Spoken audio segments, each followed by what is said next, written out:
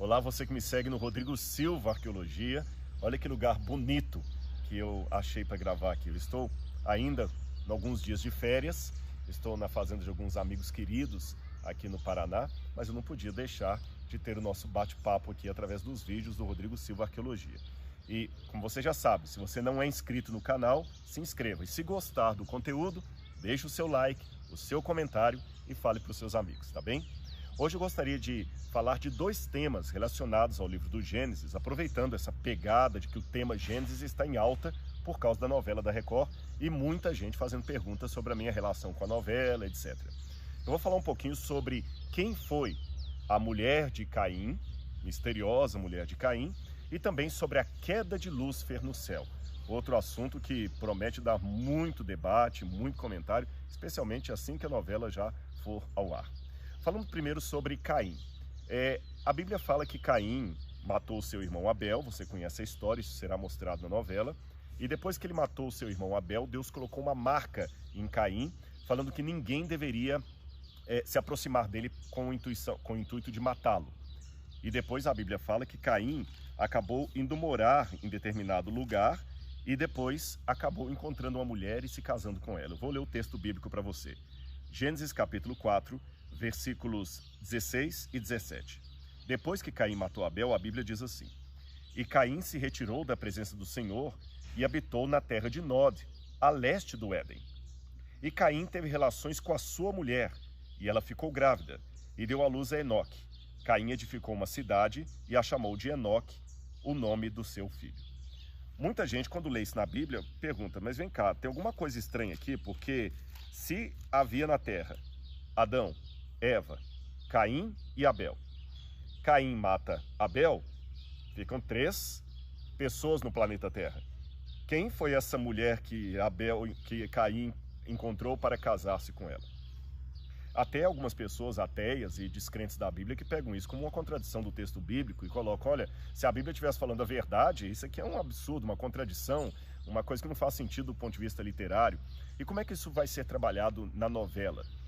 Bom, em primeiro lugar, a novela vai contar com algo chamado licença poética. E eu vou abrir uma notinha de rodapé aqui para explicar a expressão licença poética, que muita gente já me perguntou, Rodrigo, olha, é bom você explicar isso aí. Licença poética é o seguinte, quando um autor, melhor dizendo, vai reconstruir de maneira romanceada, cinematográfica, uma história que já aconteceu, ele não tem todos os detalhes dessa história. Ele não tem todos os detalhes a respeito da vestimenta, da aparência das pessoas, dos diálogos, então ele tem que reconstruir isso. Por exemplo, a Bíblia fala que Abraão chegou no Egito, mas o discurso dele para Faraó e Faraó para Abraão é muito curto. Então você, para poder dar enredo, você tem que criar novos discursos que não estão ali. Isso é a chamada licença poética. Você também tem que colocar outros personagens que não estão mencionados no texto para dar sequência, para dar liga. Isso é normal, não é violar uma obra histórica, muito menos a palavra de Deus. É apenas para dar liga. A segunda forma que você tem de criar uma licença poética é quando você tem um silêncio do texto a respeito de determinada coisa, como acontece aqui com relação a Caim. Só mostra Caim já encontrando uma mulher, então você tem que criar um argumento cinematográfico, teatral, na narrativa, para você encaixar uma atriz que faça o papel da esposa de Caim. A licença poética ainda tem um outro desdobramento. Às vezes nós temos a história pela história, ela é muito fria e ela está muito distante culturalmente de nós. Por exemplo, Abraão, quando teve o seu primeiro filho, ele era muito, muito idoso. Se você colocar Abraão, melhor dizendo, Abraão e Sara como 2 velhinhos mesmo, fica uma coisa meio sem sentido. Às vezes tem que colocar um Abraão um pouco mais jovial. Não é uma mentira. Fique claro que não é uma mentira. É uma forma de adaptar a história para os dias atuais. Por exemplo, suponhamos que num caso de amor no Oriente Médio, jamais um homem andaria de mãos dadas com uma mulher na rua. Mas se eu não criar numa novela uma cena do casal andando de mãos dadas, o telespectador não vai entender que é um casal.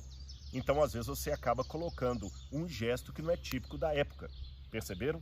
Porém, foi procurado dirimir a novela de qualquer tipo de anacronismo, de qualquer coisa que fosse artificial. Então, evitando-se gestos, usos e costumes que não fossem próprios da época. Cada detalhe foi estudado. Bom, isto colocado, vamos à mulher de Caim.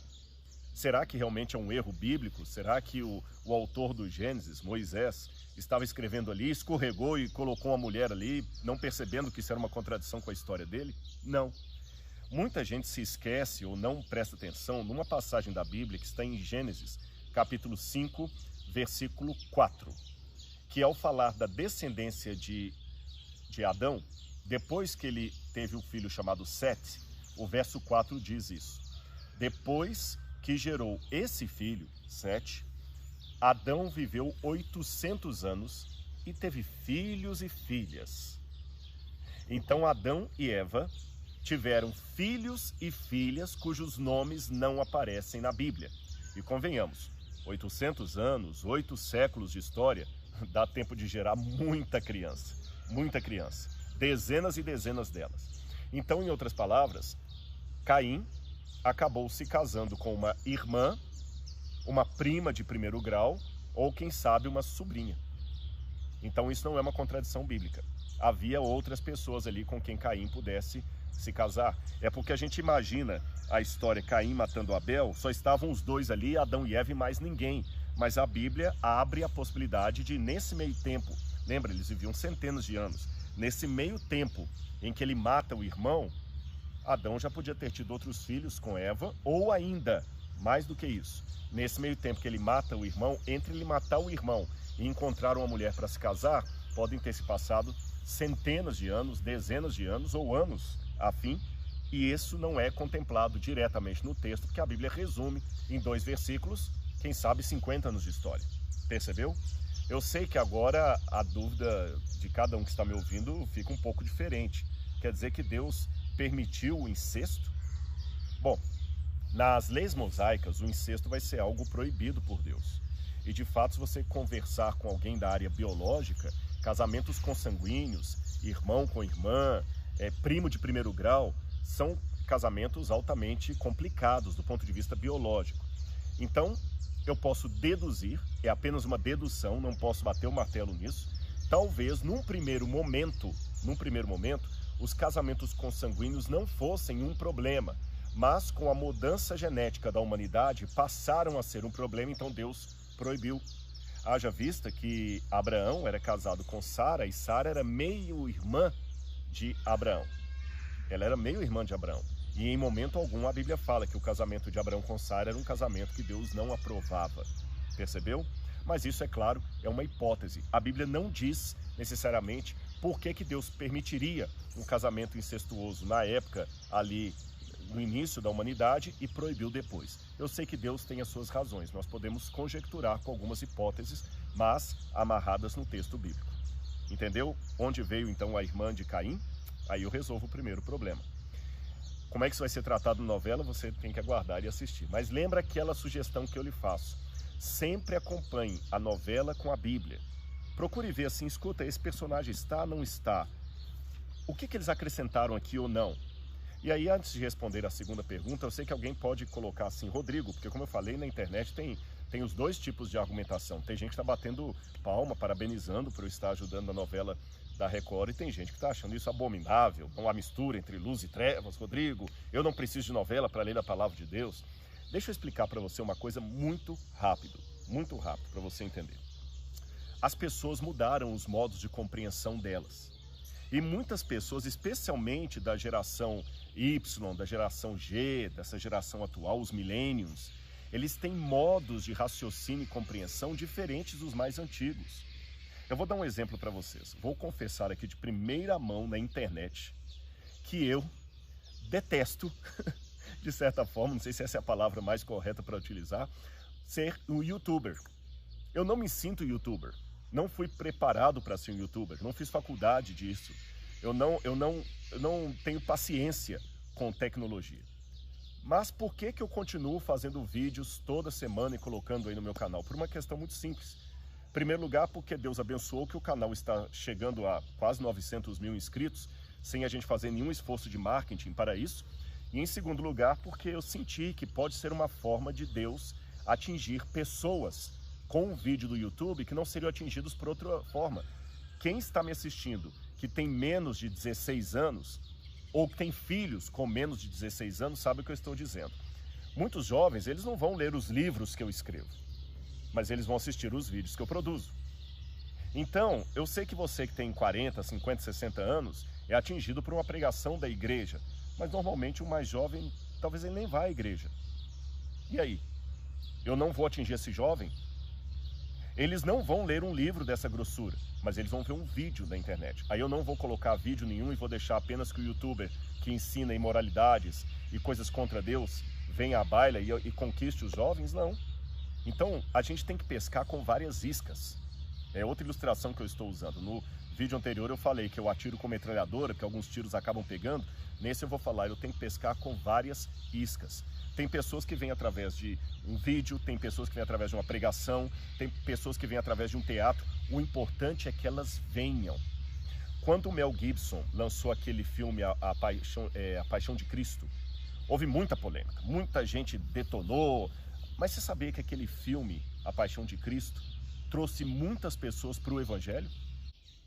O próprio ator que fez o papel de Cristo no filme do Mel Gibson, ele teve um depoimento muito bonito depois de como ele teve um encontro melhor com o Evangelho, com a Bíblia. Alguém pode falar, não, mas ele se converteu para a Igreja Católica. Gente, eu acredito o seguinte, a maior parte do povo de Deus não está na minha igreja. O povo de Deus é constituído dos sinceros que estão na minha religião e dos sinceros que estão em todas as religiões. Não compete a mim julgar a ninguém, tá certo? E sabe, tem muita gente que gosta de criticar e fala que quer fazer crítica construtiva. Mas como disse uma vez alguém, é muito chato ouvir crítica construtiva de pessoa que não construiu nada. É lógico, a gente não pode brincar com as coisas sagradas e tudo, mas eu tenho depoimentos de pessoas. Aliás, um dos produtores que trabalhou com Mel Gibson, amigo meu, Terry de Benedicto, é um adventista do sétimo dia. E ele viu como as pessoas ficaram impactadas, por exemplo, com aquele filme Até o Último Soldado, eu não me lembro como ficou o título em português, contando a história de Desmond Doss, aquele adventista que foi para a guerra e salvou várias pessoas ali, e ele fiel à guarda do sábado, à religião dele, à fé dele, como aquilo impactou as pessoas. Aliás, o filme A Paixão de Cristo, do Mel Gibson, foi baseado no livro Desejado de Todas as Nações. Agora, é lógico que Mel Gibson, sendo um católico, no filme do Mel Gibson teve muitas cenas de mariologia. Aquelas cenas de Maria ali olhando para Jesus e o diabo até se afastando de Maria, aquilo ali é uma mariologia. Aquilo não está no livro Desejado de Todas as Nações. Então seria muita infantilidade eu querer agora colocar Mel Gibson como um presbiteriano autêntico para que os presbiterianos pudessem usar o filme dele como ponte para iniciar a conversa evangelística com alguém. Ou que os batistas quisessem que Mel Gibson fosse um batista fiel ou um adventista ortodoxo para que eu pudesse usar o filme dele para conversar com alguém. E para você não pensar que eu estou inventando métodos evangelísticos espúrios à Bíblia, eu tenho exemplos para você. Paulo e João. Vou contar rapidamente para não ficar muito longo isso aqui para você. Na cidade de Éfeso, onde morou o apóstolo João, viveu, mais ou menos 500 e poucos anos antes de Cristo, um homem chamado Heráclito. E Heráclito ensinava para todo mundo ali que as coisas do mundo, que o próprio mundo, tudo foi feito através de um agente divino chamado Logos. E que esse Logos, ou essa palavra, era responsável por tudo que veio a existir. E que nada veio a existir sem a ação do Logos, que o Logos era o fogo inicial, a luz que trouxe tudo à existência. João, quando vai escrever o Evangelho, ele aproveita justamente essa crença popular, somada ao fato dos judeus já terem a ideia, a doutrina de que Deus criou tudo a partir da sua palavra, do seu davar em hebraico, e João começa o Evangelho dele partindo do conhecido para o desconhecido. Ele começa usando praticamente as mesmas palavras de Heráclito. Ele fala assim, no princípio era o verbo. Até em grego as palavras são praticamente as mesmas que Heráclito usa no grego. Enarren hologos, kai hologos en prostonteon. Parece Heráclito falando. É como se João dissesse, no início era o verbo, o logos. Heráclito estava certo. E o logos fez tudo o que veio a existir. Heráclito estava certo. Mas vou contar algo para vocês que Heráclito não contou. O Logos se fez carne e habitou no meio de nós. eu vou contar a história dele, seu nome, Jesus de Nazaré. Percebeu? Quando João se valeu da filosofia de Heráclito, ele não estava endossando 100% tudo o que Heráclito dizia, mas ele partiu do conhecido para o desconhecido para criar uma ponte de diálogo. O outro exemplo, Paulo em Atenas. Paulo não endossava a filosofia dos atenienses, tá certo? Muito menos Epimênides, que foi um homem que esteve ali em Atenas mais ou menos 500 anos antes de Paulo e convenceu os atenienses para aplacar a praga que estava acontecendo, que fizessem um altar a um Deus desconhecido. Paulo não endossava a teoria de Epimênides, mas sabendo que ele estava num lugar onde havia muitos deuses e lá um altar ao Deus desconhecido, Paulo falou, olha, tá vendo aquele ali? Foi esse que eu vim anunciar para vocês. Então, se assim é com Paulo e com João, por que hoje eu não posso pegar uma obra de cinema, de TV, de teatro, da literatura e usar como ponte? Repito, não para substituir a leitura da Bíblia, mas para introduzir as pessoas à Bíblia. Mas, Rodrigo, eu já li a Bíblia, não preciso de novela. Amém, parabéns para você nessa data querida. Mas tem milhões de pessoas no Brasil que talvez nunca leram uma parte da Bíblia e vão passar a ler a partir dessa dramaturgia. Entendeu por que eu tenho que atuar? Agora, é lógico que isso não significa, como no caso de Paulo e João que eu exemplifiquei, que tudo o que acontecer na novela está exatamente como eu acredito, como eu penso. Houve muitas sugestões que eu dei ali para os atores, para os autores, para a direção.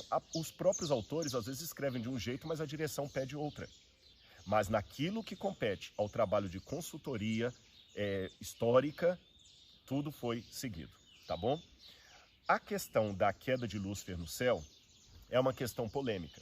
E eu vou mostrar para vocês. Muita gente está perguntando, que já viu no trailer lá, o diabo caindo e os dinossauros morrendo, como é que é isso? Eu vou explicar para você. Essa é uma ideia, eu particularmente não faço parte daqueles que acreditam nisso, tá certo? Mas há essas duas vertentes no cristianismo. Vou apresentar as duas e você escolhe qual que você quer acreditar, tá bom?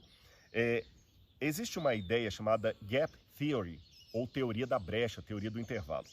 Essa teoria acredita que Gênesis capítulo 1, versículo 1 e 2 tem um intervalo entre os dois versos.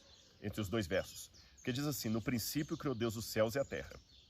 A terra, porém, era sem forma e vazia, havia trevas sobre a face do abismo. Então eles leem o seguinte, esse no princípio criou Deus os céus e a terra era perfeita, bonitinha.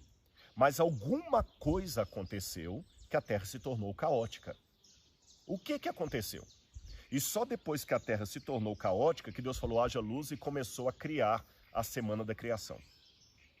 Então, segundo essa teoria do intervalo, da brecha, Deus criou o mundo com seus seres, houve uma destruição desse mundo, e na semana da criação de Adão, Deus, na verdade, recriou o mundo. Ou ele começou a criar o mundo novamente, o mundo que tinha sido destruído nessa queda, que muitos pensam ser a queda de Satanás. O primeiro que colocou essa teoria foi um homem chamado Thomas Chalmers. Ele viveu no final do século XVIII e início do século XIX. O Chalmers, ele tinha lido muitos livros de geólogos na época, como James Hutton, por exemplo, que diziam que a Terra, enquanto rochas e fósseis, que a Terra teria milhões e milhões de anos. E naquela época os teólogos se valiam muito da cronologia do bispo Asher, que dizia que a Terra tinha em torno de 6.000 anos. O próprio Asher dava até a hora que Adão foi criado. Foi no ano 4004, 3 horas da tarde, numa sexta-feira. A sexta-feira a Bíblia fala, mas a hora que Adão foi criado, ele colocou até a hora, 3 horas da tarde, do ano 4004 a.C. Então muitos teólogos valiam disso. Aí James Hutton, com outros geólogos, Lyell, por exemplo, começaram a dizer, não, a Terra tem milhões de anos. Então Chalmers percebeu ou achou que ele podia fazer uma harmonização entre os geólogos e o texto bíblico. O que ele percebeu ou pensou? Houve no princípio uma criação do céu e da terra, mas Lúcifer talvez foi jogado por Deus aqui, a terra foi destruída, os seres que aqui havia se tornaram os fósseis, e no primeiro dia da criação de Adão, Deus começou a separar tudo e reorganizar a terra. Tá bem? Essa é a chamada teoria da brecha. Muitos grupos, principalmente pentecostais e neopentecostais, acreditam na teoria da brecha. Então, para eles, Adão, quando foi criado, a Terra já existia por milhões de anos. Havia uma população aqui que foi destruída pela ira de Deus, eles se tornaram os fósseis. E Satanás está solto por aqui, os anjos dele presos no abismo, e os espíritos em prisão, os demônios, seriam almas desses que viveram aqui. Bom, essa ideia foi popularizada por uma Bíblia chamada Bíblia de Scofield, que foi a Bíblia máxima de muitos evangélicos nos Estados Unidos, especialmente da linha pentecostal e neopentecostal.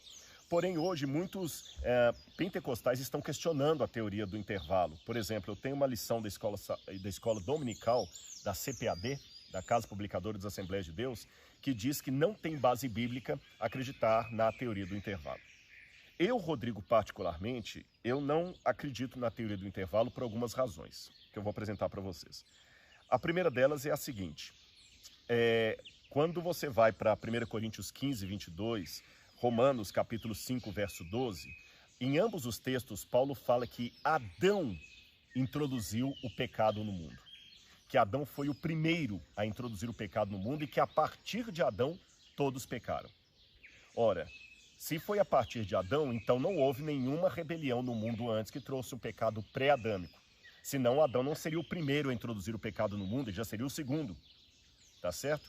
A outra dificuldade que eu tenho com esse texto é quando você vai para 2 Pedro, capítulo 3, versos 5 e 6, ali Pedro diz que o primeiro céu e a primeira terra foi destruída por um dilúvio. E esta terra vai ser destruída pelo fogo na volta de Jesus. Então Pedro deixa bem claro nesse texto que há duas terras, uma destruída pela água e outra destruída pelo fogo no futuro, que será destruída pelo fogo. Não há uma terra prévia. Então esse silêncio de Pedro, de uma terra pré-adâmica, também conspira contra isso. Tá certo? Outro problema é que dificilmente antes de Chalmers nós encontramos qualquer pessoa que defendia a teoria do intervalo. Então eu particularmente, com esse silêncio bíblico e outras coisas mais, não vejo muita base bíblica para acreditar na teoria do intervalo. Bom, Rodrigo, se não foi assim, para você, quando é que Lúcifer foi arremessado do céu? A imagem, que já até apareceu no trailer, de Lúcifer caindo do céu como fogo, ela tem base bíblica. Porque Jesus fala em Lucas, capítulo 10, verso 17, eu via Satanás caindo do céu como um raio. Algumas traduções dizem como um relâmpago. Então a imagem de Lúcifer sendo lançado do céu como um raio, relâmpago, faz sentido. Aliás, uma notinha aqui, Lúcifer é um nome que não aparece também na Bíblia. É uma tradução do latim, Luciferus, Lutíferos, que significa portador de luz. Mas sobre isso eu falarei num outro vídeo, tá bom? Aliás, o nome diabo, que é um dos apelidos do anjo caído, diabo significa em grego justamente isso, diabalos, balus. Balus, dia através de, balus, lançado, arremessado. Da palavra balus, vem a palavra balística, bala de revólver, tá certo? Aquilo que é arremessado. Então, diabalos, aquele que foi arremessado através dele. Então, ele realmente foi arremessado do céu como um raio, como um relâmpago. Agora, quando isso aconteceu? Bom, se Jesus diz, eu via Satanás caindo do céu como um raio, então isso pode ter sido da queda dele. Como ele tentou Adão e Eva já na forma da serpente, esse arremesso dele do céu deve ter acontecido antes disso. Só que, quando eu vou para o livro de Jó, no comecinho do livro de Jó ali, diz o seguinte, quando os filhos de Deus foram comparecer perante o Senhor, veio também Satanás entre eles. A linguagem de Jó ali, que eu posso explicar num outro vídeo, é uma linguagem toda jurídica. Então ele ainda tinha acesso ao céu na época de Jó. Por que ele tinha acesso ao céu se ele foi expulso de lá? A interpretação que a gente tem é o seguinte, quem deveria ser o representante da terra nas celebrações, nas convenções celestiais? Resposta certa? Adão e Eva, certíssimo. Mas quando Satanás, a serpente, convenceu Eva e depois Adão a comerem do fruto proibido, foi mais do que desobedecer a Deus. Eles passaram a jurisdição do mundo para as mãos do diabo. O diabo passou a ser o dono desse mundo. Por isso que ele ia ao céu na época de Jó como representante do mundo. E você pode falar, Rodrigo, mas isso não é justo. Realmente. Se houver algum advogado me assistindo, ele vai concordar com o que eu estou dizendo. Há muitas coisas que não são morais, porém são legais. Imagine, por exemplo, um camarada que matou os próprios pais tendo o direito de sair no dia dos pais na saidia da cadeia. O próprio juiz que está assinando a saída dele não acha justo ele sair da cadeia no dia dos pais, sendo que ele matou seu pai e sua mãe. Mas legalmente ele tem o direito. Então há coisas que não são morais, porém são legais. O diabo não tinha o direito moral de comparecer perante Deus, mas ele tinha o direito legal, porque ele tomou a terra de Adão e Eva. Aliás, Jesus mesmo, certa vez referindo-se ao diabo, falou assim: vem aí o príncipe deste mundo, e ele não tem parte comigo.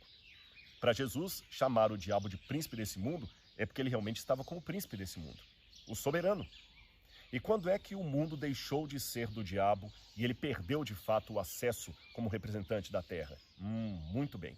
Quando Jesus morre na cruz do Calvário e o véu do santuário se rasga, naquele momento o diabo perde o direito, porque o que Adão perdera na queda, Cristo recuperara na sua morte expiatória. Por isso que a Bíblia fala: o mundo e o reino se tornaram do Cristo e do seu povo escolhido. Nós temos o reino porque Jesus o recuperou. E depois que Jesus ascende aos céus, aí acontece Apocalipse 12. Porque Apocalipse 12 mostra uma mulher grávida para dar à luz, e a maioria dos comentaristas e exegetas acreditam que essa mulher representa o povo de Deus que dá à luz ao Messias. Aquela criança que a mulher dá à luz, ela é arrebatada até o céu. E lá existe a batalha entre Miguel e o dragão, que é a antiga serpente, e o dragão é arremessado.